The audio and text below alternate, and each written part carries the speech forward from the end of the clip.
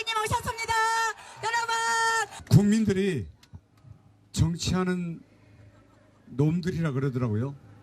그놈이 그놈이지 너도 그놈 아니냐. 저는 분명히 얘기합니다.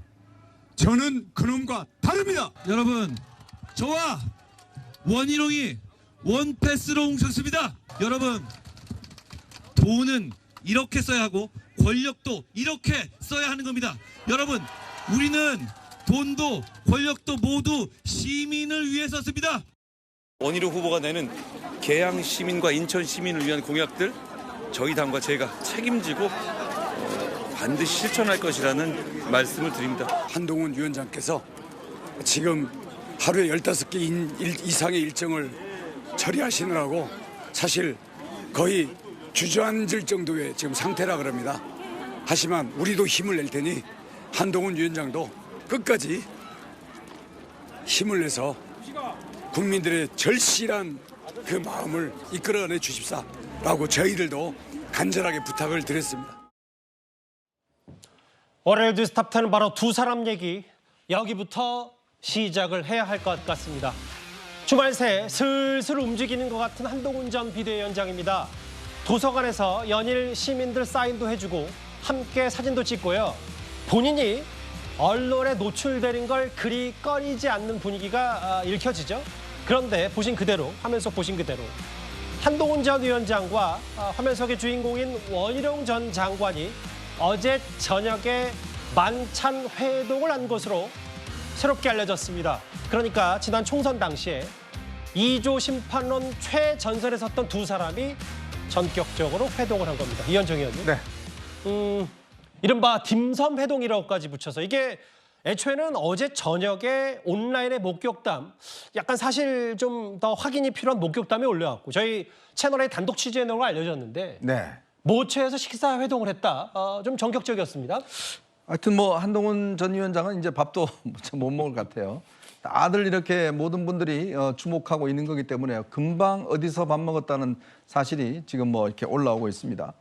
아마 두 사람은요, 이번 총선 과정을 거치면서 가장 마음이 잘 통했던 그런 사이로 알고 있습니다. 그렇겠죠? 왜냐하면 이제 한동훈 위원장이 정치를 처음 하는데 원희룡 전 장관이 이번에 본인이 처음으로 이 개항에 출마하겠다, 이재명 대표와 싸우겠다라는 입장 표명을 했고 특히 한동훈 체제를 어떤 뒷받침해주는 든든한 버팀목이 된 것 같습니다. 그리고 또 한동훈 위원장도 이 지역에 꽤 많이 아마 지원 유세를 간 걸로 알고 있어요. 마지막까지도 사실은 이 개항에 지원 유세를 하면서 원희룡 전 장관을 도왔고 예. 뭐 그런 면들이 뭐 학교 선후배사이긴 합니다만은 굉장히 마음적으로 어떤 또 통했고 또 한편으로 두 사람이 가지고 있는 어떤 정치적인 비전이나 생각 이런 것들이 일정 정도 좀 통하는 면들이 있는 것이고 또 현 정치 상황에서 아마 이제 이 원희룡 이 전 장관 같은 경우도 뭐 비서실장 거론되다가 일단 뭐 안 됐지 않습니까? 예. 뭐 등등 그런 것들을 보면 두 사람이서 최근에 어떤 정세, 정국, 특히 또 여권 내에서의 어떤 활동 등등과 관련해서 여러 가지 아마 이 상의해야 될 점들 또 마음이 맞는 지점들이 꽤 있었던 것 같아요. 그래서 아마 처음으로 모르겠습니다. 그 전에 우리가 누굴 만나는데 모르는 거는 아직 모르겠고 그렇죠. 어쨌건 이렇게 이제 공개적으로 만났다는 사실, 즉 그동안은 뭐 비대위원이나 뭐 이제 본인이 해왔던 분들 만났는데 이번 같은 경우는 이제 기성 정치인과 이제 단독으로 면담이 아니겠습니까? 그러니까 그만큼 한동훈 위원장이 만약에 첫 번째로 만났다 그러면 그만큼 의지하고 싶었던 또 정치를 오래 했던 원희룡 전 장관에게 여러 가지 아마 자문을 좀 구했을 가능성이 높고 아마 원희룡 전 장관도 이런 한동훈 위원장에게 많은 조언을 했을 걸로 저는 짐작이 됩니다. 그 사실 한 온라인 커뮤니티에 어제 밤부터 그 뭐 도곡동의 한 뭐 딤섬집이라고 추정해야 되나요? 그 글이 올라왔었어요. 아마 한 전 위원장과 원 전 장관 목격이 됐는데 제가 글을 잠깐 읽어보면 그 글에 물론 좀 편하게 쓴 글이긴 합니다만 어젯밤 9시쯤에 목격담이 올라왔고 뭐 양측이 확인한 결과 저희 채널의 단독 취재 내용에 따르면 실제로 두 사람이 만났다. 이게 세간에 오늘 오후에 알려지게 됐습니다. 실제로 두 사람이 어떤 얘기를 했는지는 알 수 없습니다만 통상적으로 전당대회를 포함한 당 상황을 논의한 것 같다. 서울 모처라고 했는데 사실은 뭐 딤섬집인 게 온라인을 통해서 알려졌고 양측도 이거에 대해서 일정 부분 부인하진 않았거든요. 이렇게 보면 되죠, 순서대로. 그 강전혜 변호사님. 네. 사실 당직자들 만났고 이상민 의원과 곧 만날 예정이다라고 하는데 그래서 주목했던 건 본인이 한동훈 전 위원장이 민주당에서 영입했던 이상민 의원을 만날 거라고 먼저 만날 거라고 예측했는데 원 전 장관 만났다. 그래서 시사하는 바가 만만치가 않습니다. 네, 아무래도 그렇게 봐야 될 것 같은데요. 그리고 원 전 장관과의 관계에 있어서는 아무래도 2조 심판론에 대한 이야기를 뺄 수 없을 것 같습니다. 최근에 한동훈 위원장에 대해서 좀 흔들고자 하는 당내 몇몇 인물들이 2조 심판론이라는 이러한 전략이 잘못됐던 것 아니냐라고 예. 하면서 총선 참패의 원인을 한동훈 위원장에게 어떻게 개인에게만 전가한 듯한 모습들이 있는데요. 2조 심판론이라고 하면은 사실은 이재명 대표를 낙선시키고 본인이 당선되겠다라고 하면서 개항의 출사표를 던졌던 원희룡 전 장관의 모습, 사실은 최전방 공격수라고 볼 수 있습니다. 예. 공동선대위원장이기도 했었는데요. 그러한 면에서 어떤 이재명 대표와 조국 혁신당에 대한 이런 각을 세웠던 부분들에 대해서도 서로 간에 좀 교감하는 부분들이 훨씬 많을 것이라고 생각합니다. 예. 이번 총선 과정에서 저는 이 두 인물이 가장 바쁘게 뛴 사람이었다라고 생각합니다. 그건 부인할 수 없죠. 예, 한 전 위원장 같은 경우 전국을 돌아다녔고 그리고 원희룡 전 장관 같은 경우는 지역구에 있었지만 지역구가 진짜 전국구 공동선대위원장이라고 할 만한 지역구지 않았습니까? 예. 그런 부분에 있어서 서로 교감하면서 이야기하는 부분이 있었을 것이고 저는 이번 전당대회에 이제 한동훈 위원장이 나올 것인가 이야기들이 나오고 있는데 원희룡 전 장관 같은 경우도 전당대회 출마 가능성이 저는 어느 정도 있다라고 생각을 합니다. 아하, 예. 네, 그렇기 때문에 그 부분에 대해서도 서로 간에 어느 정도의 의견 조율이 있지 않았을까 그런 생각도 하고 있습니다. 잠시만요. 강전혜 변호사 말씀은 원희룡 전 장관도 뭐 이번에 뭐 비서실장 혹은 뭐 여러 얘기들을 윤석열 용산 대통령실에 뭐 들어가는 거 아니냐 마냐 뭐 이런저런 얘기 있었는데 일단은 지금은 일단 그 낙선 인사를 여전히 하고 있다고 하는데 전당대 출마 가능성 원전 장관도 배제할 수 없다 이 말씀하신 거죠? 네, 저는 그렇게 생각해야 될 것 같은데요. 예. 어쨌든 당에서 오랫동안 헌신을 해온 사람이고 이번 총선 과정에서 결과적으로는 이재명 대표에게 패배하긴 했습니다만 예. 그 과정에 있어서 어떤 굉장한 파이팅을 보여줬었던 부분이 분명히 있거든요. 본인이 지역구에서 졌지만 거기에서 했었던 행동들이 전국으로 나갔던 공동선대위원장으로서 톡톡히 역할을 했다라고 생각을 합니다. 예. 그런 부분이 또 한 전 위원장이 함께하는 모습들이 있었기 때문에 거기에 있어서도 둘이 식사를 하면서 이야기가 어느 정도 있지 않았을까라고 생각합니다. 성춘 부의장님, 뭐 여기부터는 추론이긴 한데 2조 심판론에 선동에 섰던 두 사람, 전당대회 출마설도 두 사람 동시에 있다면 결국 크게 보면 이른바 뭐 반윤 때문에 만난 건지 아니면 뭔가 두 사람의 교감, 앞으로 연대 때문에 만난 건지 어떤 얘기가 오갈 거라고 점치십니까? 저는 그런 전당대회 미래에 대한 이야기보다는 예. 일단 이전에 있던 선거와 관련된 이야기를 했을 것이라고 봅니다. 왜냐하면 한동훈 전 위원장의 일정이 비대위원 만찬했죠. 그다음 당직자 만찬했고 그다음에 자신이 비대위원장 취임 이후에 전국을 돌 때 인천에서 오른쪽 손을 들어줬던 그러면서 이재명과 맞붙을 원희룡이다라고 소개를 해줬던 그 원희룡 전 장관을 만난 것이거든요. 그렇기 때문에 저는 한동훈 장관 정치인은 원래 일정 자체가 메시지이지 않습니까? 저는 이 메시지를 통해서 전 윤석열 대통령이 오히려 던지는 메시지가 있다고 봅니다. 뭐냐면 사실 선거가 끝났으면 선거에 고생한 사람들을 먼저 만나주는 게 도리입니다. 그게 도의적인 것이죠. 근데 한동훈 위원장을 만나는 거 보면은 지금 다 선거와 관련된 이 노력한 사람들, 고생한 사람들 위주로 만나기 시작하고 있습니다. 근데 윤석열 대통령은 어땠습니까? 홍준표 시장부터 만나지 않았습니까? 그런 것들이 선거에서 가장 고생한 비대위원장이 아닌 홍준표 시장부터 만났고 그 홍준표 시장이 한동훈 전 비대위원장에 대한 비판을 앞장서서 했던 사람이라는 게 지금 그 세간에서 비판적으로 보는 그 이유 중에 하나 있지 않습니까? 그렇기 예. 때문에 저는 한동훈 전 위원장이 원희룡 전 장관과 무슨 전당대회를 누가 나가고 이런 거를 뭐 연대하고 이런 걸 논의했다기보다는 예. 외부적으로 보이는 메시지. 나는 지금 일단 자명을 하고 있지만 선거에서 고생한 사람들을 도의적으로 만나고 있다. 그 순리대로 가고 있다라는 것을 보여주는 그런 차원에서 일정을 진행하고 있는 게 아닌가 그렇게 보여집니다. 그 아직 뭐 두 사람이 딤섬집에서 만났는데 사진은 공개되지 않았고 어떤 메시를 정확히 두 사람이 주고 받았는지에 대한 게 원전 장관 측이나 한동훈 전 위원장도 명쾌하게 얘기를 일단은 지금 현재 상황에서는 해주지 않고 있거든요. 취재되면 저희가 짚어볼 텐데 누가 먼저 만나자고 했는지 혹은 어떤 얘기를 주고받는지요. 글쎄요, 이제 이상민 의원 만나면 아마 이상민 의원은 좀 더 그 한동훈 전 위원장 이후에 아직 안 만날 걸로 알고 있는데 저는 이상민 의원과 한 전 위원장이 만나면 또 어떤 얘기를 했는지도 저희도 취재 좀 해봐야 되겠죠. 다음 화면을 보겠습니다. 근데 조기현 변호사님, 그럼 이제 한동훈 전 위원장 행보에 주목해보면 사실 지난주 취임 2주년 윤 대통령 기자회견 때 한동훈 전 위원장과 20년 넘게 교분이 있고 언제든 만날 것이라고 했는데 한 전 위원장도 건강이 어느 정도 회복했다고 하더라도 윤 대통령 만남 얘기는 전해지지 않고 있고 윤석열 정부 초대 내각의 국토부 장관을 만났다. 이조 심판원의 선봉에 섰다. 그럼 이건 어떻게 해석하십니까? 한동훈 위원장이 지금 원희룡 장관을 만난다거나 예. 이상민 의원을 만난다거나 하는 건 그냥 자연스럽게 비춰질 수 있습니다. 그런데 예. 윤석열 대통령과의 만남은 어떤 필요성과 명분 이런 게 있어야 될 텐데 이미 총선은 끝났고 총선 직후에 대통령의 초청도 거절한 상태에서 지금 윤석열 대통령과의 만남은 의미를 크게 두지 않을 것 같습니다.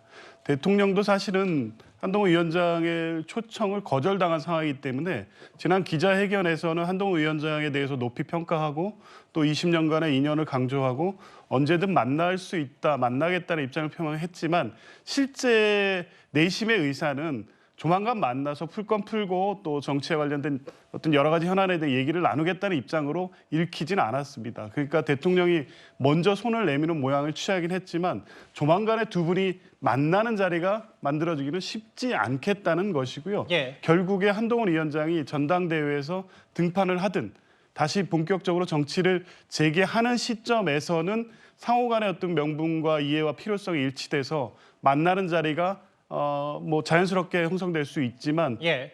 최근 근명간 전당대회를 앞둔 상황에서는 두 분 간의 만남은 이루어지기가 쉽지 않을 것 같아 보입니다. 이현정 의원님, 이게 이현정 의원께서 지난주 금요일에 어쨌든 한 전 위원장이 전당대회에 나서든 안 나서든 다시 정치를 뭔가 하려고 하면 대통령 임기도 3년 그리고 앞으로 보수 여당의 당대표가 됐을 때 대통령과 관계를 봐도 어떻게든 결자해지 좀 화해를 해야 된다는 취지의 말씀을 하셨는데 대통령 만남보다는 일단 원전 장관과의 만남이 계속 이제 다른 사람들과의 만남이 알려지기 때문에 그래서 좀 더 확대 재생산되는 갈등설이 나오는 측면도 있는 것 같거든요. 글쎄요. 윤 대통령도 지난번 기자회견 때 한동훈 전 위원장을 상대로 해서 정치인이다 이렇게 예. 이야기를 했지 않습니까? 그 이야기가 여러 가지 복합적인 의미가 있는 것 같습니다. 사실 검찰에서는 선후배 관계였고 또 검찰에서 권력 1인자, 2인자 이런 이야기도 나왔었는데 정치인이다 한 것은 한편으로 보면 어떤 개념을 규정짓는 말일 수도 있고 또 한편으로 보면 이제 정치인이니까 이제 좀 뭔가 거리가 딱 있는 이런 이제 이야기도 들릴 수가 있는 거거든요. 예. 그런 상황에서 이제 그 두 사람의 만남은 지금 상황으로 볼 때는 조금의 어떤 전제가 필요할 것 같아요. 왜냐하면 한동훈 위원장 측에서 본다라면 이거는 제 상상입니다만은 그러니까 지금 이 비대위를 구성하고 백서 TF를 만들고 하는 이런 움직임 자체가 예. 마치 지금 한동훈 위원장을 뭔가 이번 선거의 어떤 책임을 어떤 지우면서 예. 실제로 이제 전당대회에 어떤 나오기 힘들게 만드는 이제 그러한 것으로 좀 비춰질 수가 있는 거거든요. 왜냐하면 지금 조정훈 TF 팀장이 하고 있는 행보를 보면 TF 팀장이 백서 만든다고 그러면서 바로 또 이 홍준표 시장을 만나러 갔습니다.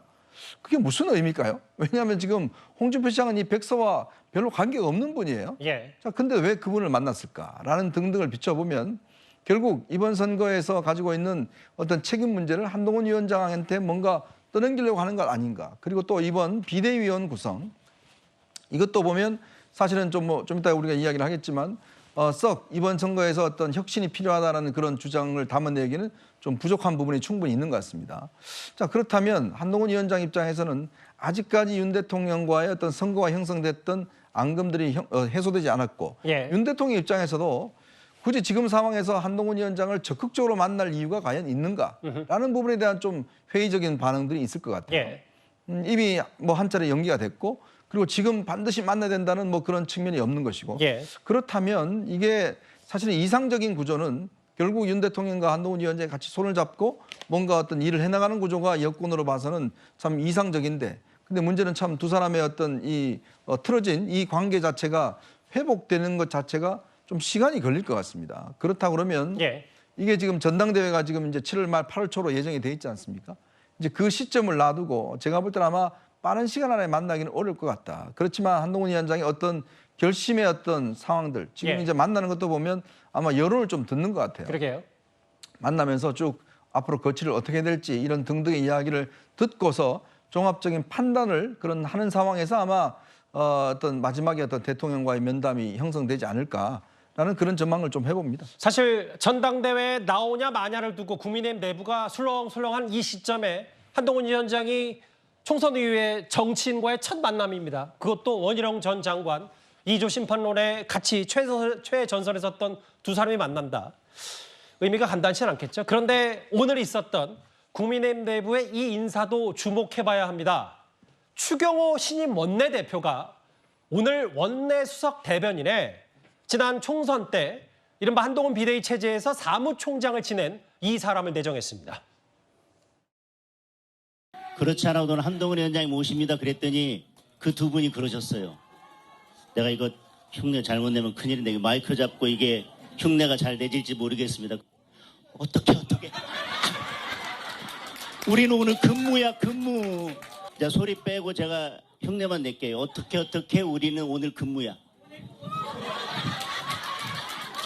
오늘 여러분은 한동훈을 보기 위해서 여기 오신 게 아닙니다. 대한민국의 미래를 보기 위해서 여기에 오셨습니다. 글쎄요. 장동혁 신임 원내대변인이 갑자기 저 오랜만에 영상 보고 저희 뉴스탑 때문에 깜짝 놀란 건 아닌지 모르겠어요.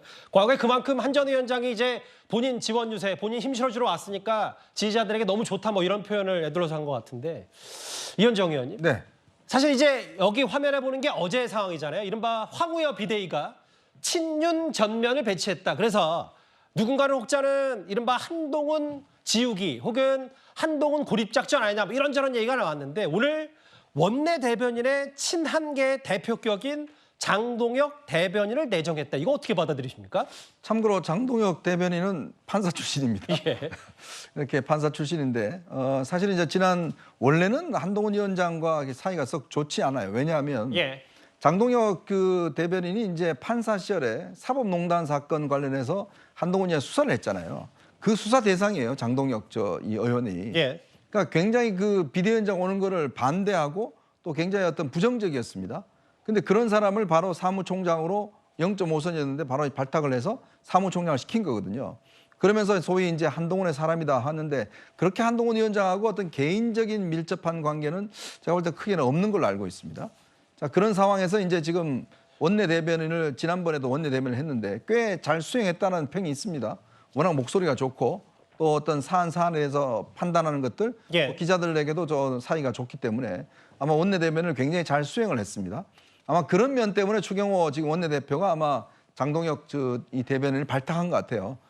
그런 어떤 그 경험과 또 사무총장을 했던 그런 경험 때문에 그 특별히 어떤 한동훈 위원장에 대한 배려 뭐 이런 차원을 넘어서서 일단 장동혁이라는 분이 워낙 그런 어떤 보이스나 또 원내대변인에서 역할이 잘하기 때문에 하는 그러니까 일을 것이죠. 잘하니까 했다. 그렇죠. 예. 근데 지금 이제 비대위 이 문제는 조금 지금 당내에서 논란이 있습니다. 예. 왜냐하면 오늘 저녁에 이제 대통령과 만찬이 있는데 예. 문제는 이 처음에 황우여 위원장이 이번에 천목회라고 하는 3040들 모임 예. 거기에 몇몇한테 전화를 걸어서 맡아줄 수 있냐라고 해서 다 승낙을 했다고 그래요. 근데 결국 발표되는 거 보니까 다 배제가 돼버렸습니다. 그러면서 지금 이 인사를 보면 소위 이제 윤석열 대통령 가까운 인사들, 김용태 당선인만 빼놓고는 다들 윤 대통령 가까운 인사들입니다. 근데 이거 인선 기준을 물으니까 황우여 위원장이 전당대회 룰 관련해서 입장을 발표하지 않는 사람을 구성했다 이렇게 이야기를 했는데 예. 제가 알기로 이 중에서 한 3분은 다 발표를 했거든요. 본인들이. 예. 근데 그것도 맞지 않아요. 예. 이제 그런 걸로 비춰보면 왜 이렇게 뭐라 그럴까요? 소위 이제 친윤이라고 하는 분들을 구성했을까? 예. 라는 부분에 대한 의문이 좀 있는 거 아니겠습니까? 이런 부분들이 지금 이제 한동훈 위원장 측에서도 조금의 어떤 의심의 눈초리를 보이는 것이고 또 대통령실의 지금 정무 라인 구성 자체도 예. 어떤 윤 대통령과 굉장히 가까운 분들로 구성한다는 거 이런 문제 등등이 지금 어떤 양측 간에 조금의 오해를 불러일으키고 있는 것 같습니다. 그러니까 이제 이현정 의원의 개인적인 취재에 따르면 한 전 위원장 측도 이른바 황우여 비대위의 면면을 보니까 뭔가 본인 견제용 아니냐, 애둘러서 의심의 눈초리를 갖고 있는 이 와중에 공교롭게도 이른바 한동훈 비대위에서 사무총장을 맡았던 장동혁 의원이 대변인, 추경호 신임 원내대표 대변인이 됐다. 일 잘해서 뽑혔냐 아니면 배려냐 이런저런 해석들이 많이 나올 수밖에 없겠죠.